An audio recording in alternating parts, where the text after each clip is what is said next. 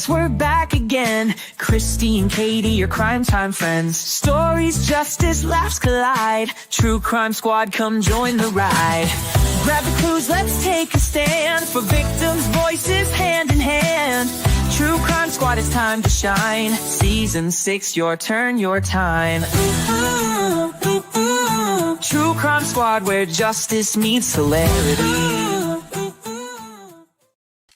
Hey everybody, and welcome to the True Crime Squad. This is Katie Weaver. I'm here with my sister, co-host, and partner in crime, Kristi Brower. Hello. Hello. Hey everybody. How's it going? Oh, well, there she is. Welcome, Miss Sandy, the True Crime Cat. Miss Sandy is right here. Had to coax her out of her cat tree nap again, but she came. Awesome. I'm glad she's here. Luke is here too, but as you know, he does not like to be on camera. He gets super embarrassed, so yes, we're respecting his wishes. Get very embarrassed. Poor Lukey. Oh, how's it going? You know, it's good. It's very good. I've been getting prepped for my Halloween line for Fidget Whimsy. Yes. And I finished a print today. Well, I have a few things to show you, but this thing I'm so excited about. Check out this egg. That is incredible. Isn't that incredible? It is just incredible. I love it. It is a hugely long print, Mm-hmm. but I think it turned out so good. And it's an egg. And it is going to have inside, it will have a little mini set of of fidgets, of Halloween fidgets. That'll be part of my Halloween line this year. Love. I just thought it was so cool. Love it. That sugar skull face, right? And candles and carnations, because you know that carnations are the death flower, if you didn't know. That designer the flower that represents phenomenal. Death. The top has a little skull on top too. So cool. So these are Day of the Dead. It's the Day of the Dead egg. It is not available yet on Fidget Whimsy. It's coming when I'm going to release my Halloween line here pretty soon. Yeah. But I wanted to show it to you because these just came off the printer today. 29-hour print. That was a long print for me. And, you know, so many things can go wrong in a print like that you're just so damn glad when they come off the printer and they're perfect. And they are. So. Yes, for sure. I do have something new. Yeah, me too. It's going to be fun. And the little fidgets going inside are going to be so cool. So I will be sharing those very soon. Now I want to show you something else I have, though. These are going to be around for Halloween, but they're going to be around for all the time too. These are jumping spiders. They're so freaking cute. Aren't they cute? All their little legs. Got them in 2 colors. And they come inside their own little spider crate. It's so they funny. Come in the crate. Oh my God, I love it. Isn't that so adorable. Cute? Yes. Yeah, I think it's so cute. They're called Jitters. This is Jitters. Mm-hmm. Jitters the jumping spider. I love him. I just think it's so fun. And Jitters is actually on the site now. So I'm going to put a link in the chat, but you can go to fidgetwhimsy.com and find Jitters over there. I just love Jitters. A small version of Jitters is going to come in the egg, but these are the bigger ones that come with their very own crate. I just think the crate is so funny. The crate is hilarious. I love it. And maybe for somebody who's afraid of spiders, it's perfect because you can keep him in his crate. Right. You can. I'm kind of scared of spiders, but honestly, these are too cute to be afraid of. They're very cute. They have very cute faces. I am unbothered by spiders unless they're hobos. And we have had so many hobos this summer. It's crazy. Scott has had some enormous ones in the garage, but I ran one down the sink the other day when I was doing dishes and saw another one run up the wall while I was switching out the laundry. Ooh. Well, you know, why? I think the end of August into September is their mating season, and that's when they get real aggressive. That's when we see them. We have them in our basement. You don't really see them until that time, and then they'll run at you. Mm-hmm. And my cats really keep them down. They mostly take care of them, but this little guy is too cute to be afraid of, really. And it's a really fun fidget too because of so many different, all the legs. Yes, I they're just think it's darling. so cute. They're I'm going to precious. tell you a horrific story that happened to me today. Oh no. I don't know if it was a spider. I'm still not sure what it was. I was sitting on the potty, friends, and something bit me on the butt. Oh. And I went, what the hell? And something fell and ran behind the toilet. Oh dear God. It could have been an earwig, maybe. It could have been a spider. It had a substantial enough body that I didn't squish it when I touched it. I felt it, and it ran. Oh, that's a nightmare. And then one of my cats came sauntering in, and I said, where the hell have you been? This is your job. You get behind that toilet and eat whatever that is. Because they do. They do, in fact, eat things. Sure. I don't know. But something gave me a nip. Startled the living shit out of me. Yeah, that is a bridge too far. Spiders, You a bridge don't too far. exactly expect that to happen. No. Or maybe it's your greatest fear. Many people have that fear. Well, it is now. Today. Yeah. So I don't know what it was. I don't seem to have a bite. So I'm thinking maybe it was an earwig that pinched me or something. I don't know. Ooh. But something got me on the derriere, friends. Yikes. Not cool. I don't like that at all. No. Yeah. Oy. Well, Not nothing cool. that exciting. So anyway. So. Well, good. Glad to hear it. Glad I'm the only one getting bit while on the toilet. That is not fun. I did. Yeah, snake in the outhouse. Right, Paula? It's that kind of fear. Yes. Well, SB in the chat said that they had a scorpion fall out or in their towel when they got out of the shower at camp that bit them. Oh, good God. Ooh. And it stung you? Oh, did it sting you? Yikes. Don't like that. Or did it pinch you? Oh, well, they have a stinger on their tail. But they do have pinchy pinchers too. Do they bite with their mouths too? I don't know. I have no idea. I don't have much scorpion I've only ever experience. seen one. I found it in the sink in my She kitchen said yes, one day. bit. Oh, dear God. Bit? Yep. Yoicks. Yeah, I don't like that. Mm-mm. Little shits. Mm-hmm. You got to worry about both ends with a scorpion. That sucks. Oh, it stung her. She said it was crazy, itchy, and swollen for a month. Oh, no. That sounds rude. awful. How incredibly rude. Not cool. Sanders is not impressed. She's very concerned right now. She said she wouldn't have eaten it either. Sorry, not doing it. She should have. I've seen her do it. My cats will get a hobo and let it crawl on them, and then they'll eat it. And I'm like, oh my God. Oh, a few years ago, we woke up one morning and our little Rico, our little Chihuahua that passed last year, and he was so tiny and had this very fine little face. He had tiny bones in his little tiny face, and his face was just blown up. And I was like, oh no. So we went to the vet because I figured he probably just needed a Benadryl, but he was so little, And the vet said, oh, well, yep, he probably just ate a spider in your bed. Oh. Oh, why did you have to say it like that? Rico the hero. Okay. He did have a Benadryl. He was fine. But yeah. Ay. Oh my goodness, that was at Camp Mystic. Oh, wow. Oh, wow. Well, anyway, these spiders are cute and they never bite. Never bite. But let's move on to talk about another insect that we're covering today. Yes. Can we? This guy right here. I don't even know what to liken him to. It feels like an insult to insects, really. So I'll pull that back. I say he's more like a big rancid bag of mayonnaise left out in the sun too long, isn't he? He definitely is, yes. Yeah. Yes. So this, of course, is Nicholas Rossi, Alahverdian, Jingleheimer Schmidt, who is finally on trial, the first of two, in Utah. Yeah. Of course, this is the guy who had fled the country and changed his name to Arthur Knight. He was, of course, an Irish orphan who didn't know his parents. And because he was definitely dead in the United States, don't you know? For sure. Most definitely. Yep. Pancreatic cancer, I believe, was what he claimed on Twitter. Yeah. Yeah. Something like that. The ultimate cockroach. There you go. Yes. I'll go with that. So he, of course, was on Interpol's Most Wanted because he had a bunch of charges in the U.S. That were racking up, sexual assault charges, as well as a bunch of fraud charges. He defrauded his stepfather for like $200,000. And he, unfortunately for this complete dumbass, got COVID. And when he had COVID, he ended up in the hospital in Edinburgh, in Scotland, in a medically induced coma. And his tattoos. He survived, damn it. He sure did.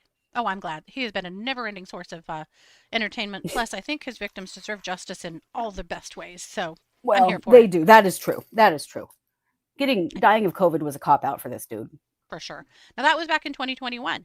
And what happened is while he was in a coma, the nurses identified his tattoos as someone on Interpol's most wanted list, as a person who could be, whose tattoos matched up. So he was then fingerprinted, and when this douchebag woke up, he was being arrested. Yep, he surely was.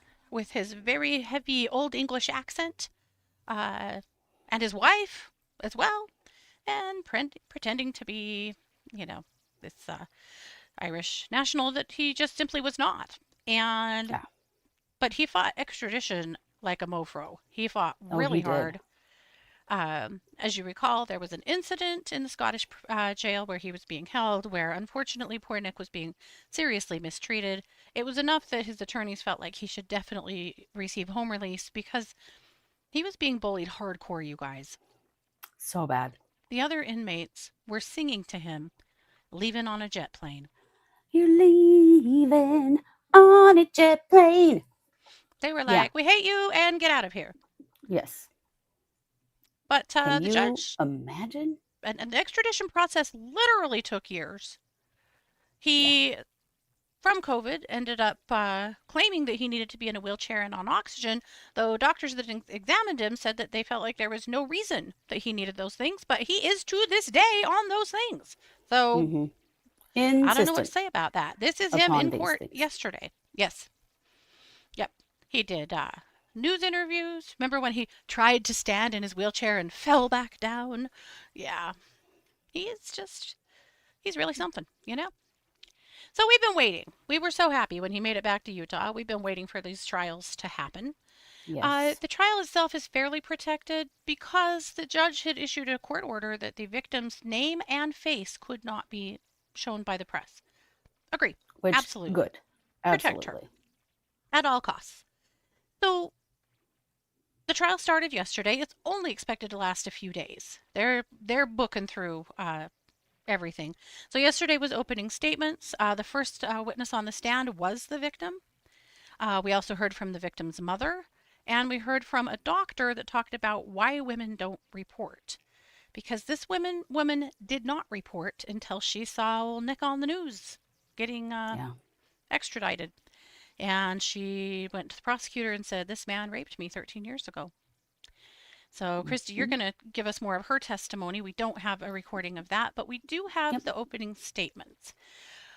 Unfortunately, per the way the press has done things recently, we're going to listen to it rather than watch because there's so much plastered over the video that I can't really show it to you, in fairness. So we're going to listen to the state first, and then we'll move over to the defense. I will warn you, the defense is incredibly triggering. Incredibly triggering. I hope she never gets to have a good night's sleep again. I hope her stomach hurts every day from the things she said in that opening statement. I am horrified. She better step on a Lego and a Lincoln Log every day of her life. At least, yes, absolutely. Yeah. I know the defense has a job to do, but this was too damn Utah for me. But we'll start with the state. So let's go there now. Members of the jury. Nicholas Rossi moved away, moved on, and changed his name, but never forgot what he had done. In 2008... Quick note, you'll hear little breaks where her name is blocked out. So when you hear those little gaps, it's because he's saying her name. Gotcha. Was 24 years old. And I'll let the picture catch up with my words.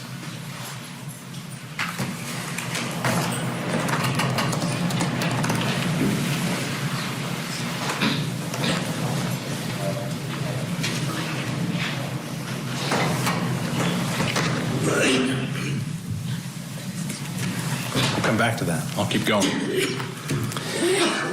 In September 2008, was 24 years old. She was working at a bank, and she loved to dance.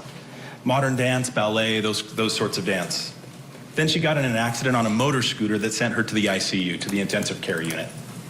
A couple months later, in early November of 2008, she was recovering from her accident. She was ready to start dating again. She met Nicholas Rossi online, and he made a good impression on her. So they decided to meet in person about a week later.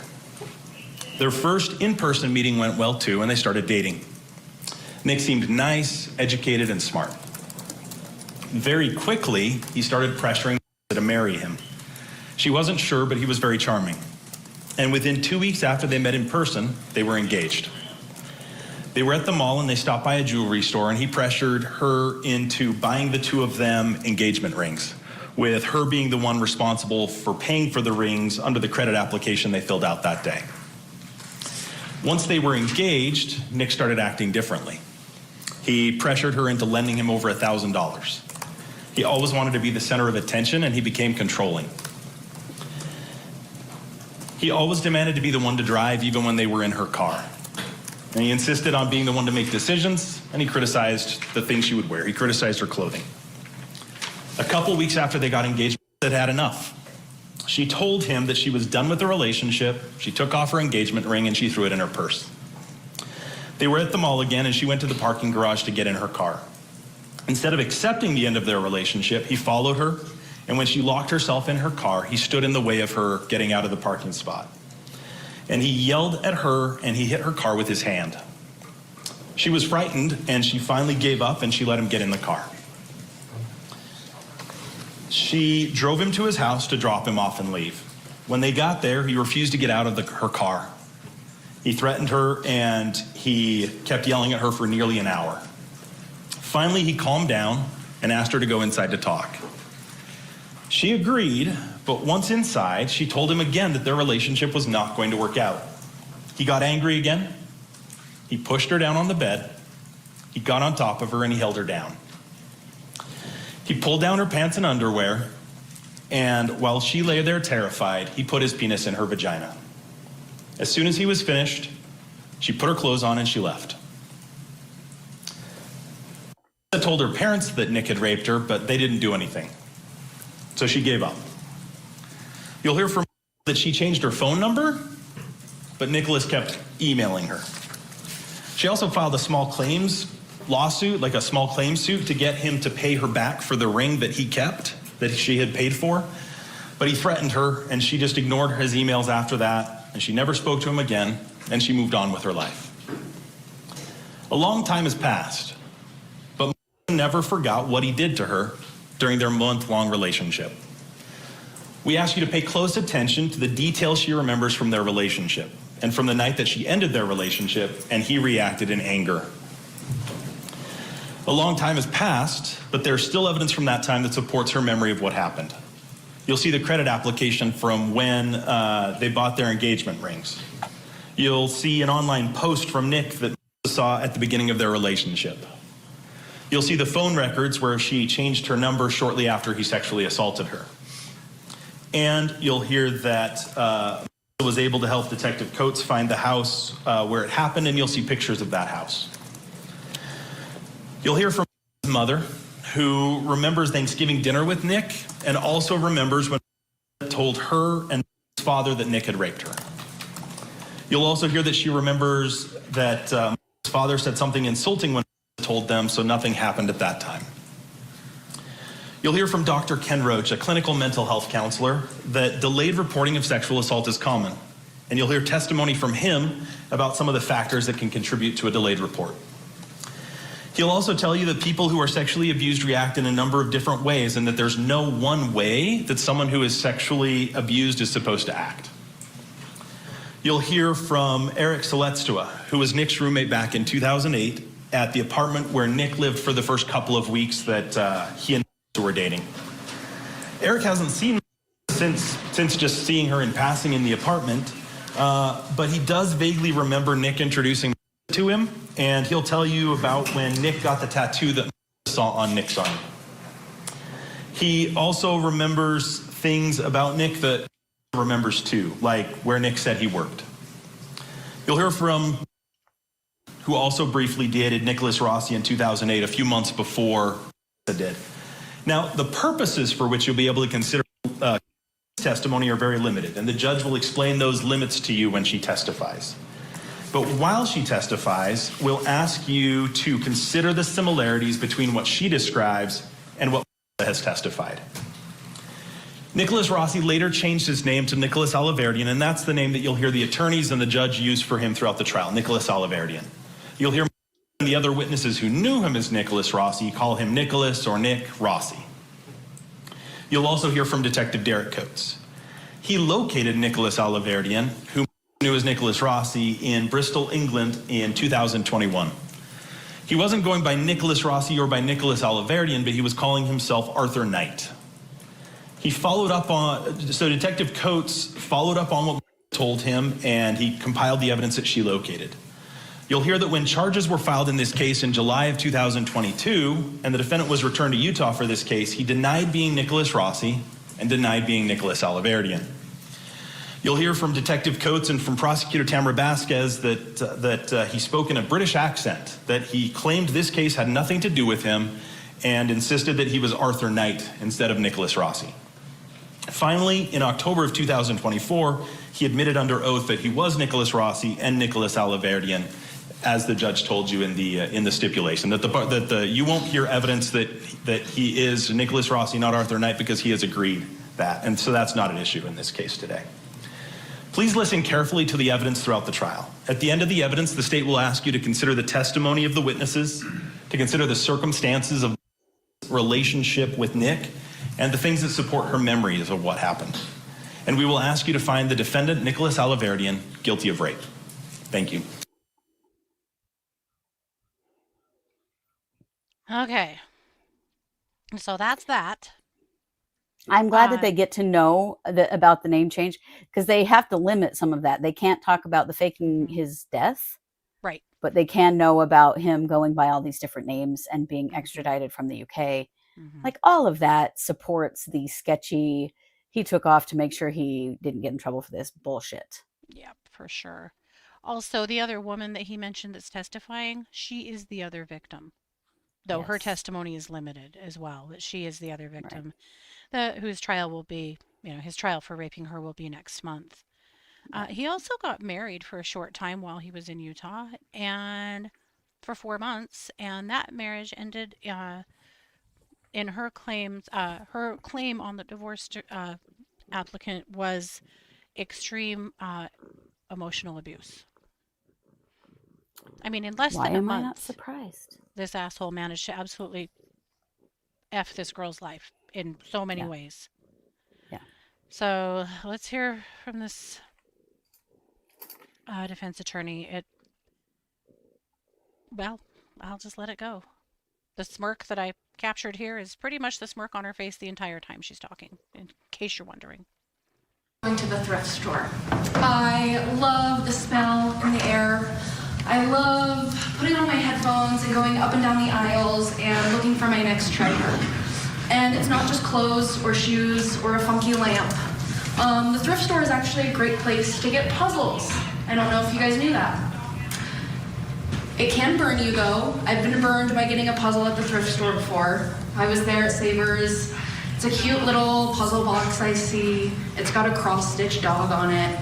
I grab it, I bring it home, I start going through my puzzle, and as I'm going through, I'm trying to find the corner pieces, and they're not really there. I'm going through the pieces, and I see pieces that look like they're from a different puzzle, and that's weird. And I'm searching, I'm trying to put this border together, and finally I realize, this is an old puzzle. Not all the pieces are here. I'm not gonna get a complete picture. And I say all of that to say, not just to give you a warning about buying a puzzle next time you're at Savers. I say all that to say, that's what this case is like. This case is like an old puzzle from the thrift store. It's 13 years old. Not all the pieces are there. Some pieces are from a different puzzle. And when you start going through everything, you're not going to get a complete picture. The state wants you to believe two different stories this week. Two different stories from two different women, both stories of rape. The first story, you've already heard a little bit about. You've heard a characterization of it. But just imagine this with me for a moment. The first story is of 26.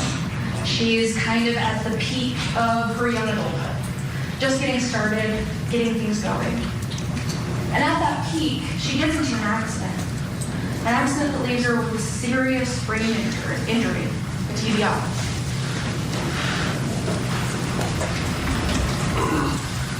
She has to stop. She has to pause. All of that momentum she had. She has to take a break and heal. And so she's cooped up at her parents' house. She's with mom and dad. And just a couple months, 2 months after that brain injury, an injury that she has for the rest of her life, she decides to start dating again. And she goes on Craigslist and she finds a classified. And she answers it. It's Nick's classified. And what happens after that can only be described as sort of a whirlwind romance. Something that you really only hear of in Utah County or on the show 90 Day Fiancé. She meets Nick on her 27th birthday, and that meeting must go pretty well because 7 days later, he's coming to Thanksgiving with her family. And the day after that, on Black Friday, they go get rings. And they become engaged to be married. But like all relationships that start off that fast, it fizzles. They start fighting. They start disagreeing about if they really should get married. They both start to have second thoughts. She gets upset about the debt that she has from the rings. She files a small claims case. She changes her number twice. They drift apart. They don't hear from each other again. Until 13 years later, and she's watching the news, and she sees Nick on the news. And she says, "Hey, that's the guy. That's my crappy ex-boyfriend. The one who wasted my time in my 20s, the one who made me pay for things, made me pay for our own engagement rings, the one that saddled me with that debt. That's him." And she gets angry. And those years of rage and resentment, it starts to bubble up. And she calls the police, and she says, "That's the guy that raped me." 13 years later, she says that. You're not going to have a police report from 2008. You're not going to have an exact date. I don't think you're really going to know exactly where it happened. You're just going to have some information from 2022 and some random puzzle pieces the state are going to throw at you. The second story is from in Utah County. And she's going to tell you a different story about rape. And in her story, you're going to get to hear her talk about it. And you're going to get to hear her talk about how it was different, how she talked to the police. Multiple times she was interviewed. You're going to hear from two of those police. You're going to hear from an officer who interviewed her. You're going to hear that officer testify that she never sent the charges to be screened. You're going to hear from another officer. That officer is going to testify that Nick alleged that he raped him. You're going to hear that. You're also going to hear he never sent charges to be screened either. How much do you hate this woman? So much. So fucking much. And it is so triggering to our upbringing and the very skewed view of a woman who experiences a sexual assault and the victim blaming that the culture that we grew up in furthers. That's disgusting. Well, and it started for the victim when she told her parents she was raped and her dad said something insulting to her, and so she just dropped it and didn't contact the police. Her mother on the stand says that she felt bad about that and later tried to get her to go to the police, but at that point she was just shut down and just didn't want to talk about it anymore. Let's remember, she is a Mormon young woman. Yep. Her father is the priesthood holder and the head of her household. We've explained this many times. Yep. And if he is not going to support her, she's not going to go forward. Absolutely not. That is her conditioning. That is her training. And when he heard his daughter was raped, he said something terrible to her. To her. Yep. Her. Oh, honey. Oh, you guys, you have no idea the level of victim blaming that goes on in the Mormon church with sexual assaults and rapes and things. The victim, they're taught from the pulpit. Okay. We were taught from the pulpit that the victim is always somewhat responsible too. Always. And that it is always a woman's fault because she's the one who tempted the boy or tempted the man. And put that herself women in that situation. Yep. And put herself in that situation. Yep. 100%. You guys, I can't even fully explain to you how bad the victim blaming is in the Mormon church. It is incredibly disgusting. And what you just heard is a woman who is complicit. I will bet you $10 million she is a Mormon woman herself. Oh yeah. Oh yeah. Also, on the other side of it, on the other victim, Nick tried to tell the police that she raped him. After she reported. It's all so disgusting to me. So disgusting to me. And here's the thing. 13 years down the road. That bill was paid a long time ago. She's done with this shit a long time ago. Why in the world would she put herself through this? Yeah. Because for revenge. Give me a break. Because rape trials are so fun for victims. Can't you tell? Yeah. But women are vindictive. Women are in charge of men's sexuality. Victims are always at least somewhat responsible, if not 100% responsible. That is the programming. That is the conditioning. Yep.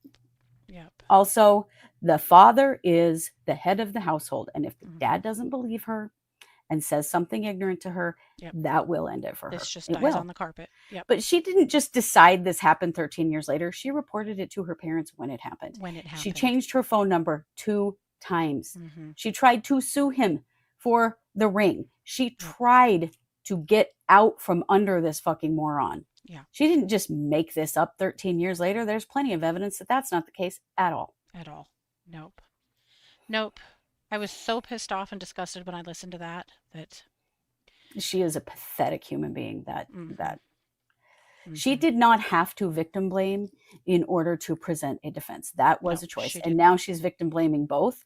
But don't you think it'll be interesting to the jury how defensive she is? Yeah. That they're bringing in a second victim? Yeah. And don't you think a second victim is more supportive of what happened than not?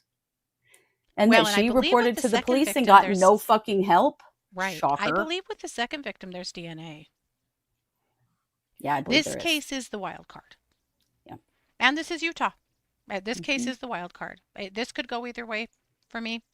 I really, really hope he gets a guilty conviction, but if he didn't, I wouldn't be terribly surprised. I would be pissed, but I wouldn't be terribly surprised. However, there are states lining up to charge this asshole with stuff. We're just waiting to keep marching through the system here. There are states with better legal systems than Utah. That's for fucking sure. Yeah, that for sure. I mean, if only they could know how many rapes he is accused of, because I think there's 5 at least. I think so. There's 2 in London. In the UK. Or is there 2 in the UK? I think there's 2 in the UK. And there's one in, what's the other state? It might have been. There's one in another state here in New Yeah. Might have been, Yep. Absolutely terrible. Yep. So that's what happened. So we don't have a recording of the victim, but we do have some notes. So I'm going to turn it over to you to share with us what you've got. Oh, Sanders, what are you doing? Sorry, Sandra's giving me a heart attack. Well, she's also All right. pissed. She is very pissed, yes. Okay. So the victim testified that she met him online in 2008, November 2008. Now, please remember, this is 2 months after a brain injury. She is vulnerable. She is likely to be more easily manipulated at this time with that brain injury. She said he was very charming and very interested in school and politics and music, and he was just very nice to me. After she's coming through, still recovering from this brain injury. Right. Their first date was on her birthday, which I'm sure was significant to her at that time too. He immediately needs money. He's vulnerable. He needs her help, guys. Immediately. He doesn't have money for dates. He needs money to fix a tire on his car. And then he needs $1,000 to help him avoid being evicted from his apartment. He needs her, guys. He needs her help. She had him over for Thanksgiving dinner with her parents because, you know, he's struggling. He's got no money. He's got nowhere to go. Yeah. On Black Friday, they were at the Gateway Mall where they looked at engagement rings. She said, unfortunately, Nick didn't have the credit score to get the rings, so I had to co-sign on them. Remember this. Co-sign. His name was also on that bill, friends. Not just hers. That was a co-sign. They'd only been seeing each other for 2 weeks. She was interested in marriage at the time. And guys, a really fast engagement like this is not unusual for Mormons at all. When I went to college at Rick's College, these kinds of 2-week relationships and engagements happen all the time. Let's see. Yeah. And the jury is going to know that. Oh, definitely. Yeah. They bought the rings and she started wearing hers. He was pushing for her to marry him in the temple of the Church of Jesus Christ of Latter-day Saints. Now, this is interesting. This is her training again, that she's been brought up that is what she's supposed to do. She had kind of been falling away from the Mormon church and wasn't sure that that's what she wanted. But again, the pressure to marry in the temple for a young Mormon woman is very, very strong. However, Rossi smoked and drank during their relationship. Another indicator that he is just nothing but a fucking liar, because you can't get married in the temple if you drink and smoke. No, you can't. But he was telling her what he thought she wanted him to, what she thought he wanted her to hear. Yep. You know what I mean? Like, this is a young Mormon woman, so he's going to say, oh, I want to marry you in the temple, you know, be your eternal partner. He started becoming controlling and saying mean things to her. On the night of the rape, he had said something rude to her, so she took off her ring and put it in her purse and walked to her car. She tried to leave. She tried to get away from him. He followed her, yelling at her and pounding on the exterior of her car, behaving in a threatening manner, freaking out.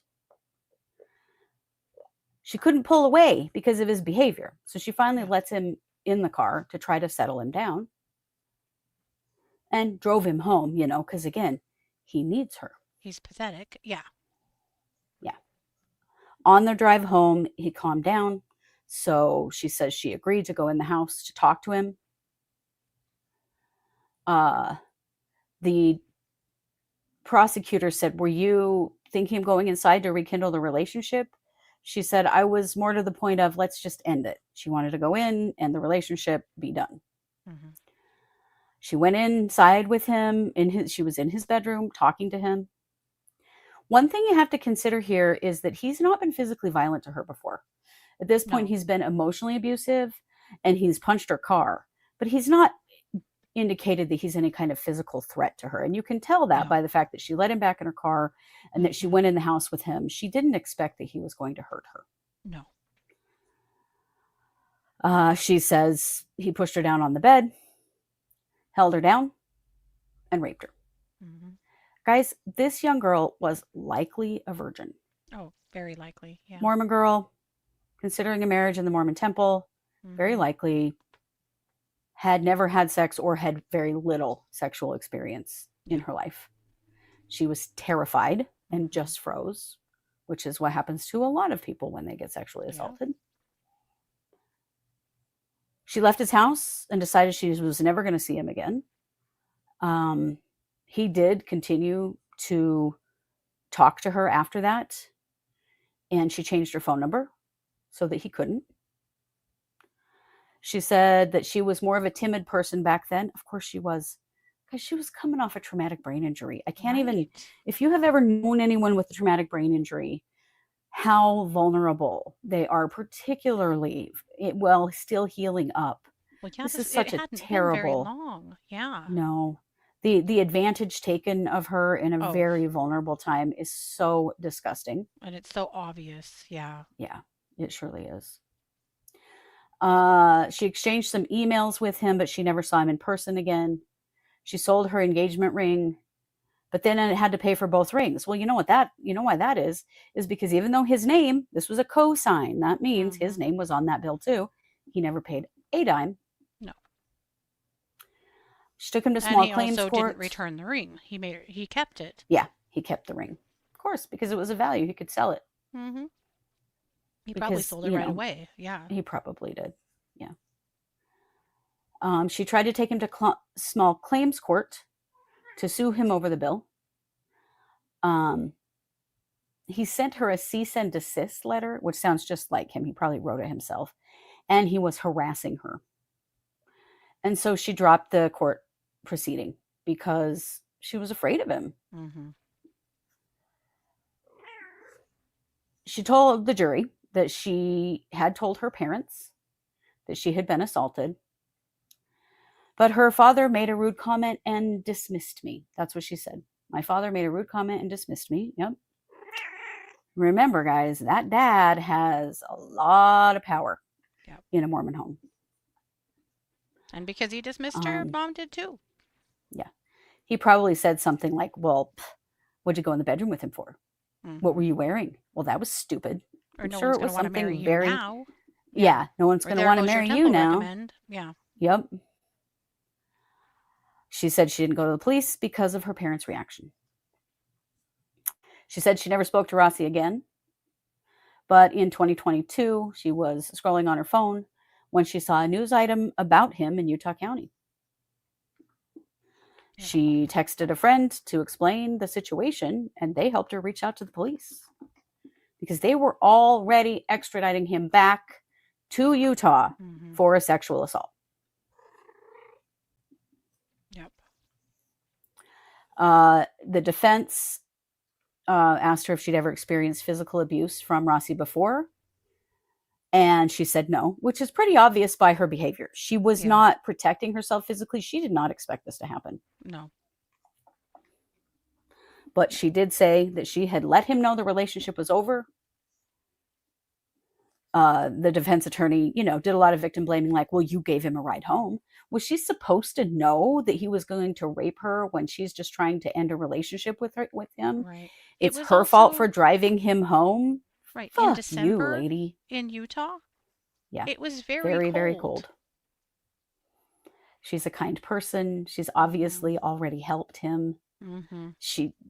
He's put himself out there as being pathetic. Yeah. So she gives him a ride home.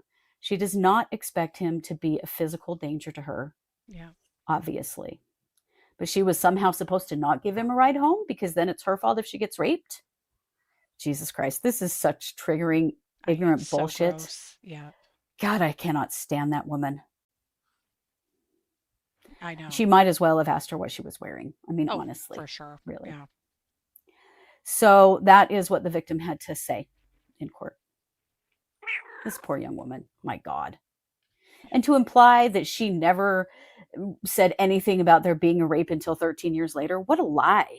Right. What a huge lie. Right. She told her parents, are you Mhm. kidding me?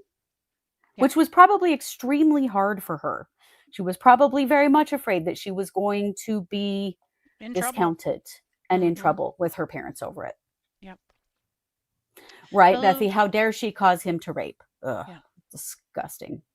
So after that, her mother was on the stand, and her mother did agree that yes, she told them that it happened, and she also said that her father made a mean comment, and that was the end of it.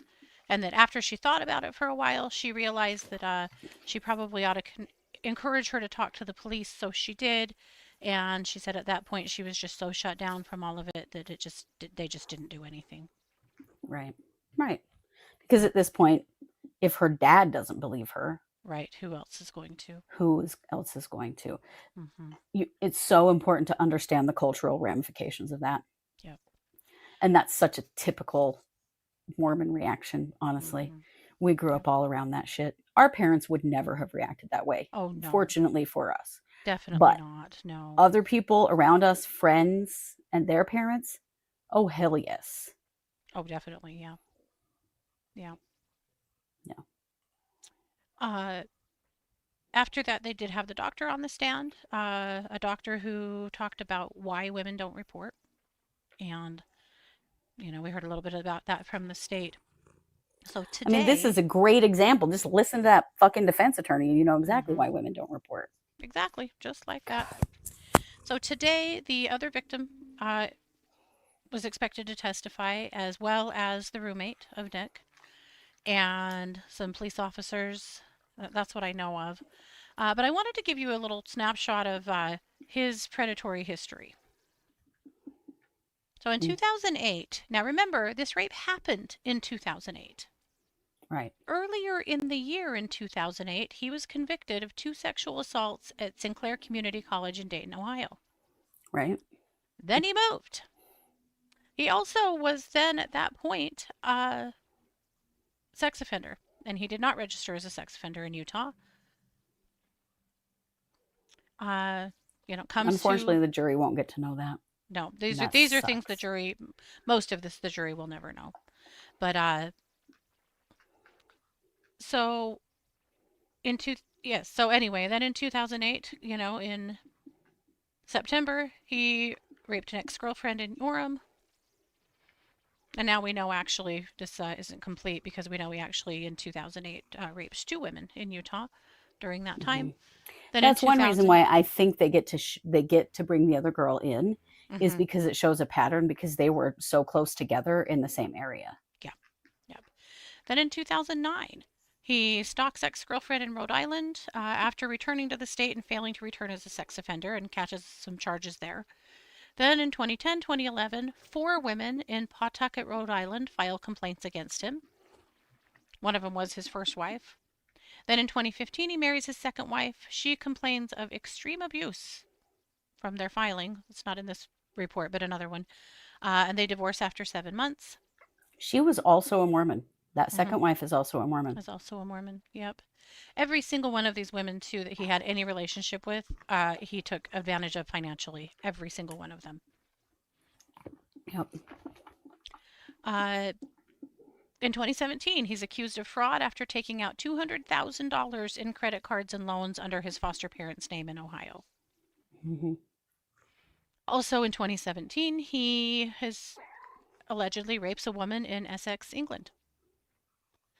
Then we know in 2020 he fakes his own death. Oh, it was lymphoma. That's right. His own death of lymphoma with, the unnamed widow that was doing all the posting on yes. Twitter and tried to have a funeral that in Yes. Rhode Island where they were like, there's no body, there's no death certificate. We don't do at a church. It was trying to do it at not at a Mormon church, a different church, but and the pastors at the church are like, we don't have, there's no record of this person. Also, the widow was doing all of this via email and phone. So anyway, that was what really triggered the idea that perhaps he, wasn't really dead. And yes, he was buried at sea. Unbelievable. Yes. Then in July of 2020, of course, we know that DNA linked him to the 2008 sex attack in Orem. This is not the attack that's at trial now. We're talking about the other one. And then, of course, in December 2021, that's when he is recognized while he's intubated in Scotland. So this is I'm his quite sure there's history. now been a second victim in the UK, in I London, think that's true. Yeah. that is identified too. hmm And we don't know that he'll Yeah. ever be extradited back to England, but he could be. They kind of want to, but I don't know what will happen if he gets incarcerated in the United States, if they'll Right. send him Because back. he does, those fraud charges are at large. He's still going to face those. So, yeah, buried at sea. I mean, come on. We covered this case when we first learned about it, and we had a lot of documentation from his Twitter. And so if you go find our very first story about this in 2022, you'll see a lot Hmm. of the Twitter documentation. I went way down the Hmm. rabbit hole on this case when we first learned about it, put a Yeah, ton into it. But at any rate, that's his history. That's who this person is. right. What a trash human. No, he's terrible. He ruins the Linda lives of says, everyone he touches. he does? Linda says, I was attacked at Rick's College. I fought off my attackers both times. I never reported it because I thought they would have blamed me. hmm And Linda, I'm so sorry. And you're hmm absolutely right, because I used to be a sexual assault advocate in Rexburg, Idaho, hmm helping victims of sexual assault from Ricks College and BYU, Idaho. And that's exactly what did happen. The victim would frequently be blamed and kicked out of school. Oh yeah. If My you go part way with a boy, then it's your fault.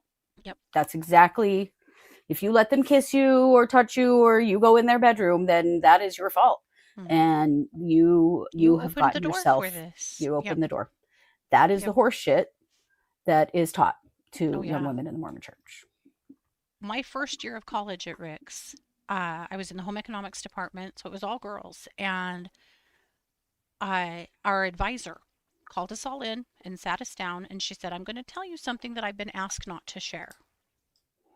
She said, "I need you to know," and it was partway through the semester. It was probably halfway through the semester actually, but she said, "There have been 12 sexual assaults on this campus so far this semester."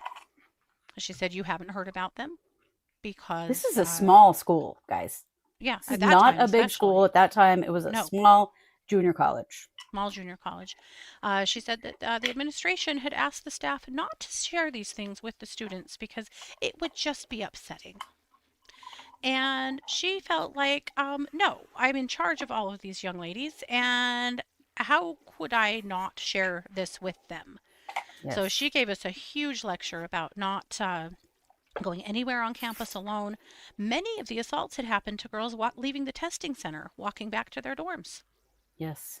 And so she told us never ever go to the testing center to take a test. She stopped putting her tests in the testing center, and we only tested like in classroom because she wanted to expose us less to the testing center. Some girls had been assaulted while jogging. At that time, that school had a lot of like shrubbery and bushes and dark places and corners. And And it wasn't basically, super well lit. Campus wasn't super no, well lit at night. it's better now, but it wasn't then. And but she literally took her job in her hands to share that information with us. So my entire 2 years at Rick's College, I was dating my husband, who is my husband now, dating my husband Scott. That boy, and he was still in high school the first year. Um, he came to campus. I can't tell you how many times to hang out outside the testing center while I took a test, or hang out with me at the library, or come up to the sewing lab and just hang out for hours at night while I was in the sewing lab so that I didn't have to walk out to my car by myself.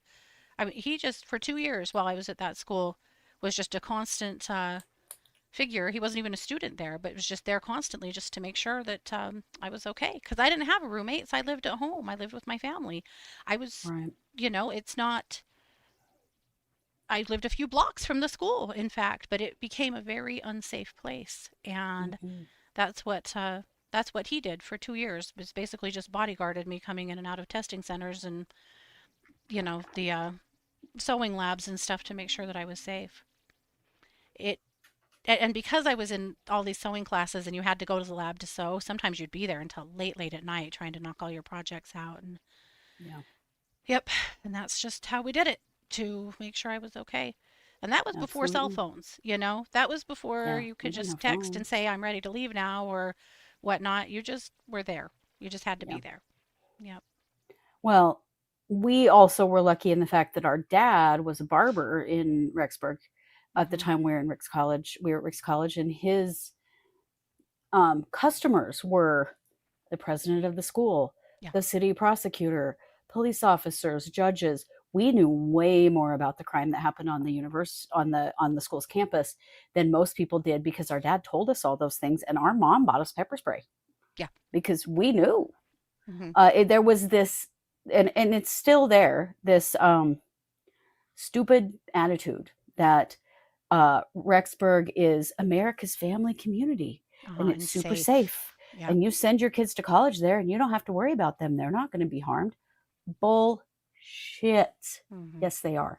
Yep. And they're more vulnerable to being harmed because they think they're safe and they're not being trained to protect themselves and Yep. they're not going places in groups and they're not, being smart about the fact that, see, Mormons think that if another person is a Mormon, that they're a safe person. That is a cultural and doctrinal kind of belief Mm-hmm.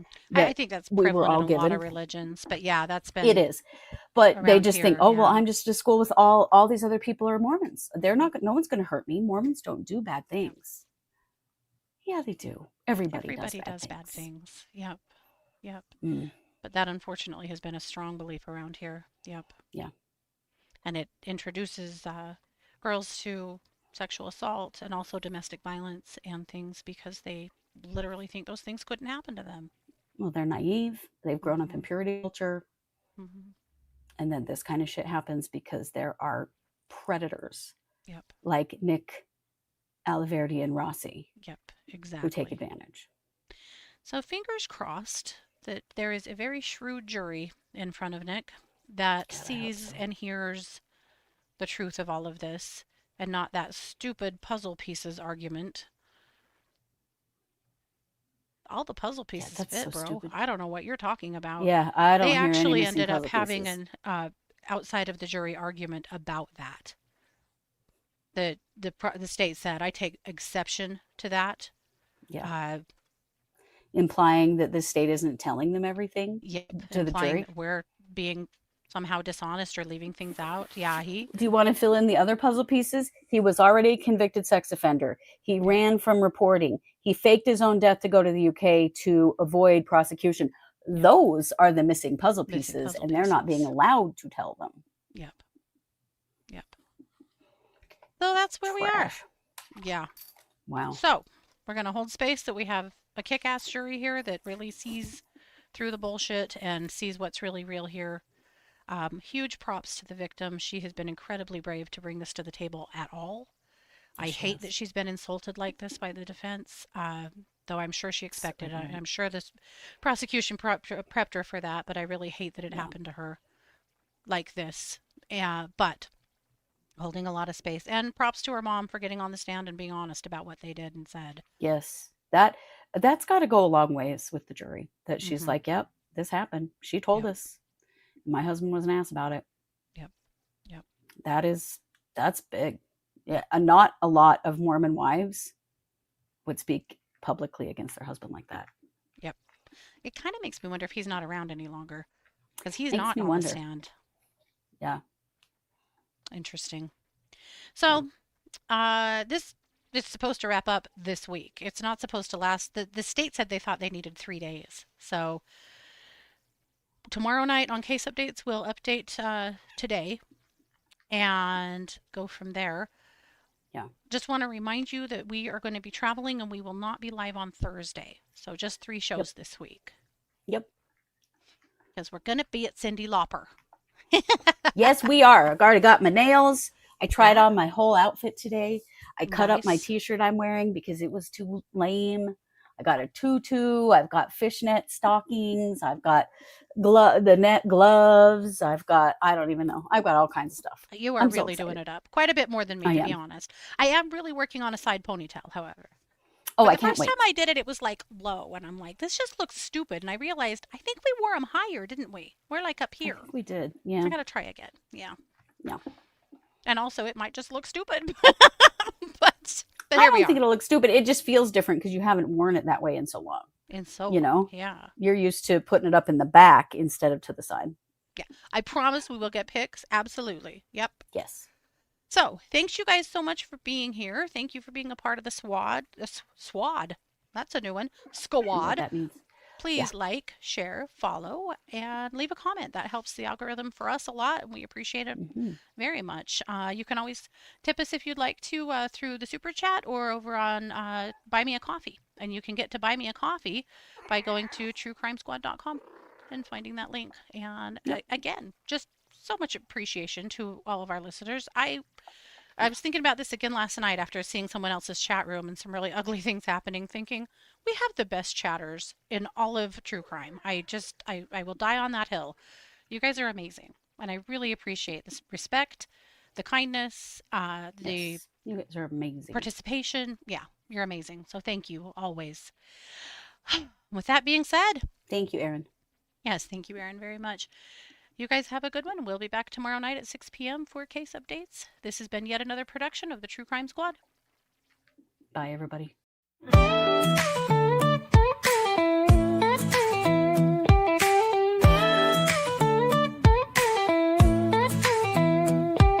Season 6, we're back again. Kristi and Katie, your crime time friends. Stories, justice, laughs collide. True Crime Squad, come join the ride. Grab the clues, let's take a stand. For victims' voices, hand in hand. True Crime Squad, it's time to shine. Season 6, your turn, your time. True Crime Squad, where justice meets hilarity.